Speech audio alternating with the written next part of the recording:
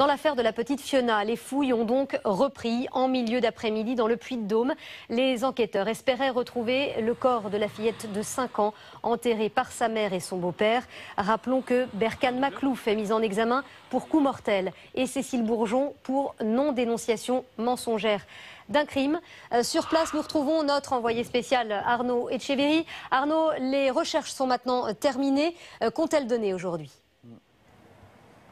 Eh bien Nathalie, pour la deuxième journée consécutive, les recherches n'ont rien donné, aucune trace pour l'instant du corps de Fiona. Pourtant ce matin, il y avait de l'espoir. Berkane Makhlouf, le principal suspect dans cette affaire, le beau-père de Fiona, avait décidé de collaborer. Selon son avocat, il était d'ailleurs présent sur les lieux de recherche. Mais toujours, selon son avocat, eh bien, il ne se souvient plus exactement de l'endroit où il aurait enterré la fillette. Néanmoins, les policiers, sur ces maigres indications, sont allés à 2 endroits différents. D'abord, sur les hauteurs d'une colline, sur les hauteurs du lac, près d'une maison. Cela n'a rien donné. Puis ils ont investi une colline non loin d'une route à la sortie d'un petit chemin. Là, ils ont fouillé à l'aide de chiens renifleurs une zone près d'un émetteur téléphonique. Tout cela n'a encore rien donné. Les recherches donc ont été interrompues et elles pourraient reprendre dès demain.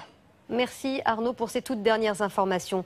Cécile Bourgeon et Makhlouf, un couple de toxicomanes qui a menti sur la disparition de Fiona pendant 4 mois avant de passer aux aveux. Plus l'enquête avance et plus elle met en lumière les failles de 2 adultes à la dérive. Peggy Liodono, Laurent Guisset et Asdine Ahmed Chaouch. Berkane Makhlouf, ici à son arrivée au palais de justice de Clermont-Ferrand, et sa compagne Cécile Bourgeon. Un couple qui avait plongé depuis plusieurs années déjà dans la toxicomanie. Le couple se rendait dans des endroits où on pouvait consommer de la drogue et éventuellement en acheter, en étant accompagné des 2 enfants, en étant accompagné de Fiona et d'Eva. Une consommation de drogue dure de plus en plus régulière que visiblement les services sociaux n'ont pas su déceler. Contacté, la direction du Centre communal d'action sociale a indiqué qu'un suivi avait pourtant été réalisé auprès du couple. Un couple qui aurait donc réussi à dissimuler ses prises de stupéfiants, malgré une très mauvaise réputation de Berkane Makhlouf à Clermont-Ferrand. Son compagnon actuel n'a pas forcément une très bonne réputation sur Clermont. Moi j'ai eu du mal à croire à cette disparition, enfin au kidnapping. Enfin, voilà, je pensais plus à une histoire de famille. Berkane Makhlouf, compagnon très influent, voire autoritaire, qui semblait avoir une forte emprise sur Cécile Bourgeon.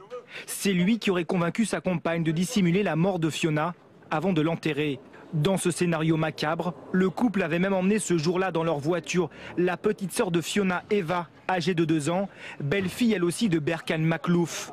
Face à ce couple à la dérive, pour la première fois depuis les aveux, le père biologique de Fiona et d'Eva s'exprime en sanglots. C'est un appel que je fais, c'est demander à la maman, à Cécile Bourgeon, qu'elle me téléphone pour ma fille, pour Eva.